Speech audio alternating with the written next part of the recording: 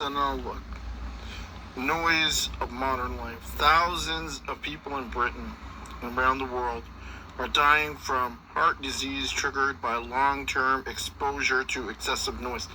Now, we know that the fire department is doing this to cause this problem, okay?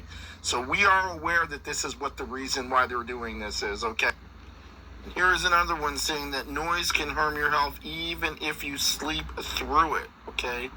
And here is another one, okay? So what we are saying, right, is that linked to cardiovascular disease, okay? And what too much noise can hurt your health. But these ambulance drivers know this, okay?